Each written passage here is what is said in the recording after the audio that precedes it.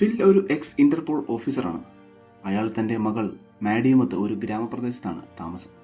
ഒരിക്കൽ മാഡിയെ സ്കൂളിൽ വെച്ച് ഒരുത്തൻ ബുള്ളി ചെയ്യുന്നു. അവളുടെ തൊപ്പി തട്ടിപ്പറിക്കുന്നു. അവൾ തൊപ്പി തിരിച്ചു തരാൻ പറയുന്നു. പക്ഷേ അവൻ അവളെ തള്ളി താഴെയിടുന്നു.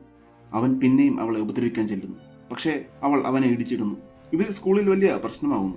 ഫില്ലിനെ വിളിപ്പിക്കുന്നു. അവൻ വരുമ്പോൾ ബുള്ളി ചെയ്ത പയ്യന്റെ അച്ഛനും അമ്മയും അവിടെ ബഹളമുണ്ടാക്കുകയാണ്. ഫില്ലിനെ ക്ലാസ് ടീച്ചർ വിളിപ്പിക്കുന്നു. തന്റെ മകൾ ചെയ്തതിന് അയാൾ മാപ്പ് പറയുന്നു. പക്ഷേ ടീച്ചർ പറയുന്നു, നിങ്ങളുടെ മകൾ ഭയങ്കര ധൈര്യശാലിയാണെന്ന്. അവളുടെ അമ്മ മരിച്ചുപോയതാണ്.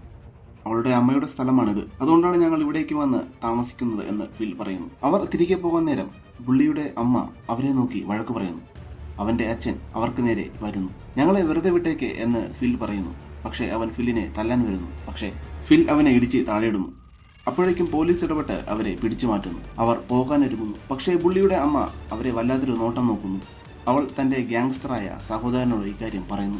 അന്ന് രാത്രി കുറെ ഗ്യാങ്സ്റ്റേഴ്സുമായിട്ട് വന്ന് അവൻ മാഡിയെ തട്ടിക്കൊണ്ടുപോകുന്നു. പക്ഷേ അവർക്കറിയില്ലായിരുന്നു അവർ ആരോടാണ് കളിക്കുന്നതെന്ന്.